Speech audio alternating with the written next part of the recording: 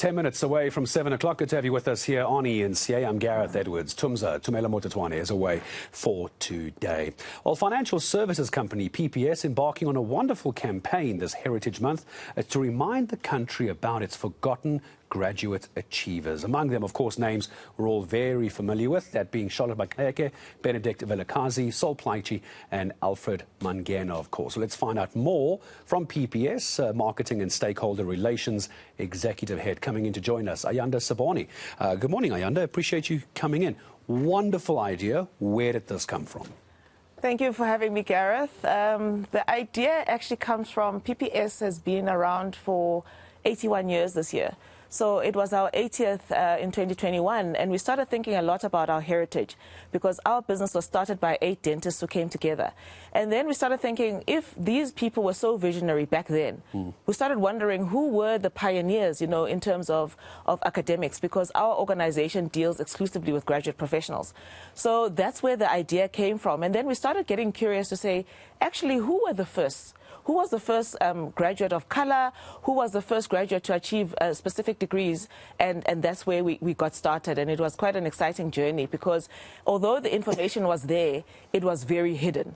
If you search the first graduate of color, for example, on Wikipedia, you couldn't find who that was. And so we decided to put this information together, and that's how the campaign was born. And this is the problem as well, is it's not that this information is being deliberately hidden away. People just aren't aware of it. This is an awareness campaign, isn't it? Because those names I mentioned there a moment ago, those are all very well known. But those are just 4 or 5 names of people who've made an incredible difference. And this is about acknowledgements, isn't it? Yes, it is completely about acknowledgement. It's also about inspiring young people.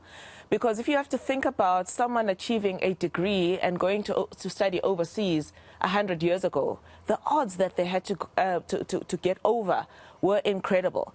But they did it in spite of their conditions. And if you look at the youth today, they've got so many things that they find challenging.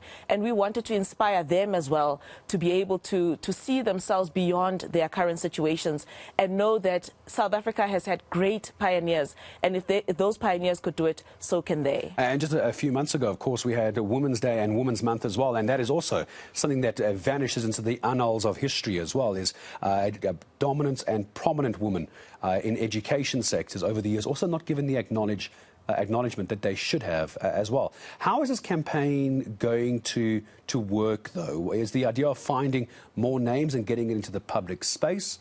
What's it actually going to look like at the end of the day? So we've worked on nine names where we've got the stories told, and then 1 institution, which is Fort Hare.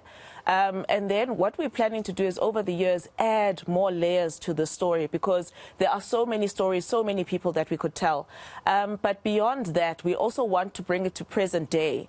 And how we're bringing it back to present day is that we've launched what we've called the posthumous life policy, which is in honor of the pioneers, in particular William Anderson Soga, who was the first.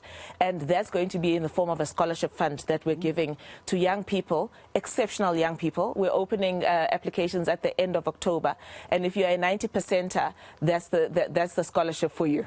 And so as we head up towards the end of your exams for matriculants, is that the kind of market you're looking at? Someone who's gone and done very well in matric, or are we talking about those who've already got undergraduate qualifications? No, we're talking about both people who have done well in matric, as well as people who are already in university. Because the issue there as well, and I'm glad it's a graduate program as well, because it's all good and well to be a 90%. Ayanda, but you know this, we cover these stories every year. Incredible matric pupils don't have the money.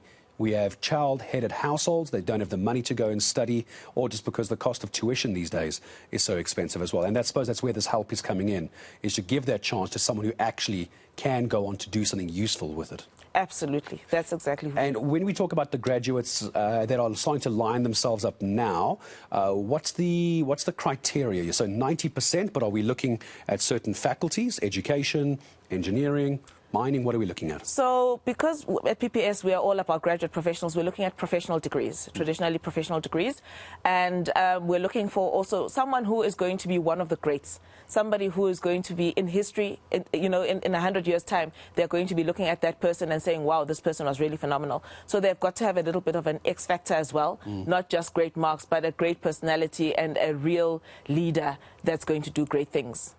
Just help those who might not understand professional degrees. What do we mean by that? So by that we mean it's normally a 4-year degree. It can be law, engineering, a lot of the registered professions. Yeah, so even education is a profession, but it's law, engineering, medicine, a few of those. Yeah. And as I start saying goodbye to you, when you did mention when it opens up, but where do people need to go and do this? Is it on your website? Do they look for the campaign? And what do they need to submit for this? So they have to come to our website or our social media pages, because we're going to announce it on our social media, and the criteria is going to be published there. One thing about this particular scholarship is that it's not a financial needs-based scholarship. It's just about merit. So even if your family income is above what normally is for bursaries, we will still consider if you are a student that is exceptional. That's very interesting. And just remind me of the dates it's opening up. It's opening at the end of October. End of October, so Yes. you've got a little while. So Yeah. the matriculants of this year as well, if you're one of the 90%ers, I think you called them, Yes. You could very well have a career waiting for you as far as graduate programs are concerned. Ayanda, thank you very much for coming in. It's a wonderful program, the Forgotten Graduate Campaign from PPS. That was the Marketing and Stakeholder Relations head, Ayanda Seboni, joining us.